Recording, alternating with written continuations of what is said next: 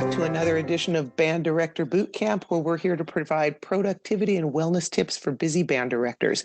Today's guest is from the Texas Wesleyan University, and it's Thomas Willman. And Thomas teaches in several different courses there, and he's going to tell us a little bit about that. And we're going to jump right in with our conversation today. And I'm going to start by inviting Thomas, first of all, saying thank you, and then inviting you to introduce yourself to our audience today. Thank you. I'm happy to be here, Leslie. And I'll start with my background. Like I said, I am at Texas Wesleyan University. This is my first year as a collegiate director. I started in Indiana at Butler University, and I student taught there. I taught a year there, and then I moved to Colorado, where I taught for 13 years. I got my master's in the summer program at CU Boulder, and I taught at two different charter schools and a public school in Colorado. Afterwards, I went on to do the PhD thing at Florida State, and then I moved here just after that. So I'm currently in Fort Worth, Texas, and enjoying my 18th year as an educator. So you've got quite a variety of experience. And we were talking earlier, you've been in small school situations, which have a different set of problems than we have in the larger schools and the like. So as you speak, just letting our listeners, keep that in mind. So he's experienced lots of different experiences that may be aligned with you. So a lot of the folks that come onto this, we talk about what was your problem that we're going to solve today, because we want to offer productivity tips for the classroom and the like to help save time, or with wellness. And you're coming to us today just to talk about wellness. And you graduated from college with your undergrad a little bit later than I did. And so you have a different or came into teaching kind of with a different outlook. So maybe you didn't come in and have a huge problem as much as you were maybe able to avert some things. So it's kind of cool to come from that. Can you talk to us about what you were able to avoid, or how you handled your handling intentionally of your health and the like as you went into this career, so that here you are in your 18th year and you're still going strong? So my original thought was, I'm going to go teach at a place just like the high school that I went to, a large public high school, huge program, multiple bands, multiple directors and stuff like that. And that wasn't the case. When I graduated in 2005, I was finishing with student teaching at a gifted and talented pre-K through 8 school. So my first job was actually teaching there while the teacher was on maternity leave. So the GT component was a whole other training that you might not encounter in undergraduate coursework. So GT being gifted and talented students. So it poses a whole different host of challenges. And I was going to say problems, but really just challenges, because it's the way you really should think about them. Everything is going to be different from where you go, from your first job to your last job, probably.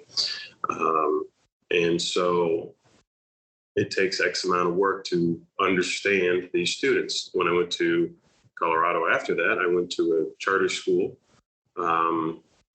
and a completely different student base. So charter schools being usually a school of choice, and it was an expeditionary learning outward bound school. So the challenges there were maybe not as much money, not an established music program. You're making it from scratch. The same thing at the next school, the next charter school, was they have the instruments, they have some of the things that they needed, the equipment, but it wasn't established, and it was a K-12, which, bless all you people that are in any of the elementary classes, music teachers or other, because you are just angels. And then public school, middle school, and high school after that. So everywhere you go, you're going to be posed with different challenges, because none of these schools are alike, right?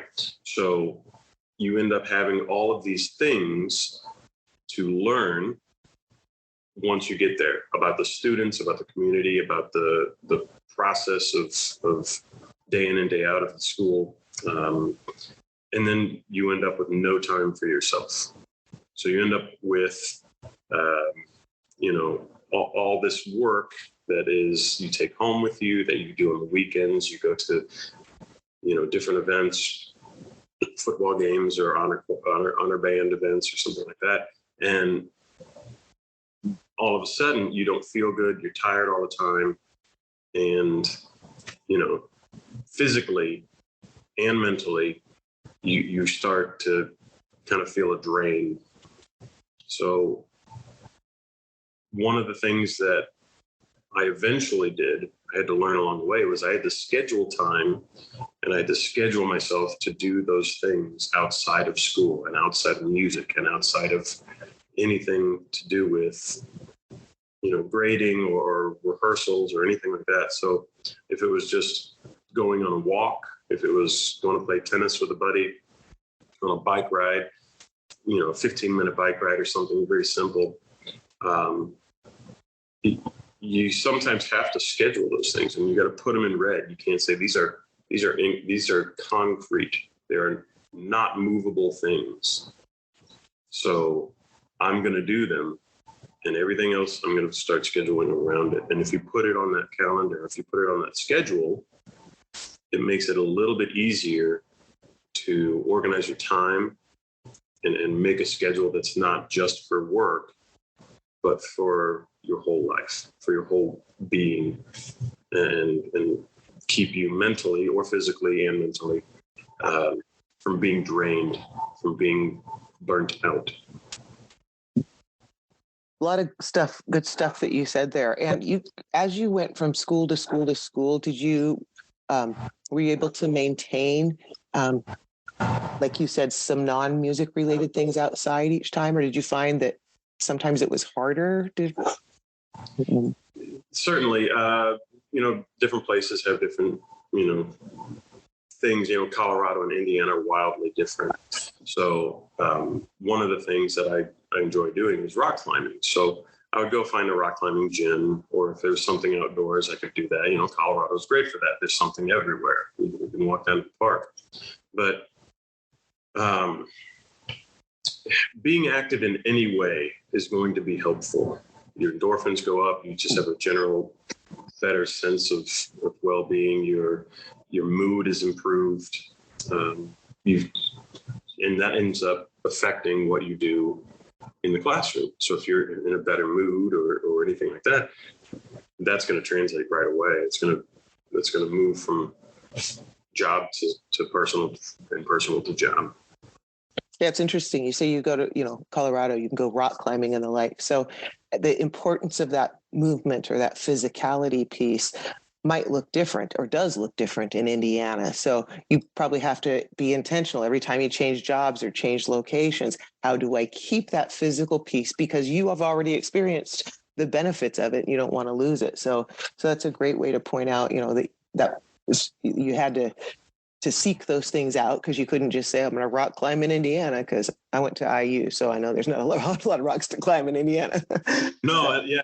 And you end up picking up these different hobbies and just trying something new if you're, you know, kind of open to it. So if it could be biking, it could be tennis, It could be rock climbing or snowboarding if you're in the mountains, or you know, getting outside and just, you know, walking the neighborhood or something, walking a dog or something, you know, just some sort of physical thing. Yeah, and I can't reiterate enough what you said, too, about the importance of scheduling it in your calendar. We've all got Google calendars or whatever, and in red, scheduling it in. And we, busy band directors, would never break appointments that were on our calendar for anybody else. Right. And we deserve at least that same amount of respect for ourselves from ourselves.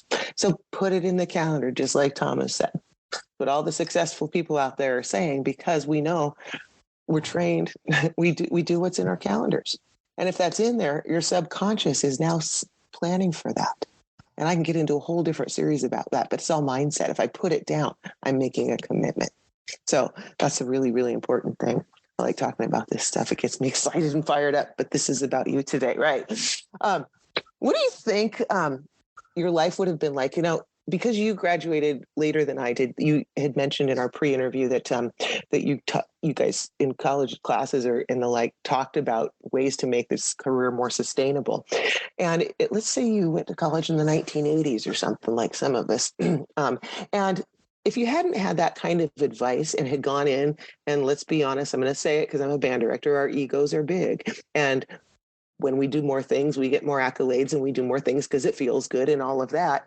So would you have fallen into that trap, do you think? Or do you think you would have had sense to do what you did? Or how do you think your life would be different if you hadn't gotten that information and used it? That's a good question. The hypothetical being, if I was not provided the kind of the forewarning of, only 60% of first and second year teachers continue. That was a huge thing. It wasn't a big red flag. It wasn't a big red flashing light. It was more like, just find what you need to do.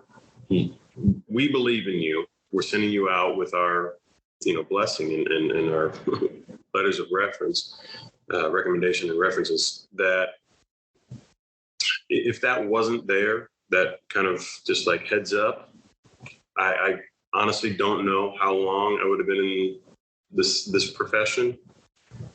I like to think that I take things as challenges a lot. So if it was particularly tough, or if this was not the right school for me, or the position for me, or the list of things that I need to do for the job, teach choir or something. I like to think that's still a challenge, and that was, the competitive side of me. But that's not everybody. I grew up being competitive. I grew up playing 6 different sports or doing this or that. But it's tough because it's not just a physical thing, right? It's a mental thing, and it's, it would have been something where I would have to seek out people either in the job, in the school district, or colleagues to say, hey, I need to ask help. I need to know what to do next. So it is always good to have somebody that's an ear that can listen to it, even if it's not, for solutions. So one of the things that me and my partner do, Sarah, is we say, I need a vent, or we know we're going to vent, or we got to just kind of release this thing. Should I give you solutions or comfort? When we say that to each other, I'm listening to you talk about work. Do you want me to offer any kind of solution to this, or would you just like for me to be an ear and listen and to be there for you? The same thing can be said about, the math teacher. If that's your buddy or somebody in the school, hey, I'll listen, or we can have the same type of relationship. Do you have any solutions? I need solutions, or I just need some comfort. I need you to listen. But yeah. That's super healthy. Yeah, it is. It is. My youngest daughter and I use that same technique too. It's been very helpful tool. Well, one thing I'd like to leave with, my friend Teresa Hoover has a book called Pass the Baton, and she speaks about passing on the responsibilities to your students and giving them ownership and the like. But in that same frame of mind, you, as somebody who's been teaching for 18 years, could you drop a little wisdom in our last minute here that you could offer, especially to our new band directors out there who are just starting this amazing journey that's freaking exhausting and hard? We want to make it a little easier for you. And so can we tap into your wisdom here, Thomas, with the last parting words for our younger teachers, our newer teachers? Sure. This isn't going to be anything you haven't read before if you've looked into music education books, but you're going to make mistakes, and that's 100% okay. If the intent behind your lesson, your delivery, your presentation is of education and education purposes, then that is a very worthwhile endeavor. And if you make those mistakes, that's fine. Learn from them and make whatever it is better the next time. So mistakes are not the enemy. We know that from music, that We learn from the mistakes, and that's why we get from point A to point B in a performance, from sight reading the piece to concert ready. We make those mistakes along the way and we fix them and we work towards that. So the same thing when you're teaching any class, in any rehearsal or any presentation on any kind of music, do the same thing. You're going to make mistakes, and we know it. So learn from them, make it better the next time. And as you continue, it gets better and better every year. The only other thing is sleep. Make sure you get sleep. It affects everything. If you don't get sleep, or if you're constantly relying on a coffee at 6 a.m., to have the energy, it's going to get you in the end. So yeah, get to better as you can. Oh, I was the worst about it. I still am. And that's when our bodies heal, though. That's when all of the important stuff takes place, and it's an investment in our next day. Yeah, feels so much better, and that mood translates to the classroom and to the. Sure. Yeah. Well, gosh, you came today a little different than some of my previous guests because you've been in a lot of different situations. So you've practiced, all of these things you've talked about in lots of situations. And I appreciate you bringing that perspective to us today. And I want to thank you for your time. And to all you listeners, come back again next time for another edition of Band Director Boot Camp, where we'll talk about productivity and wellness tips for the busy band director.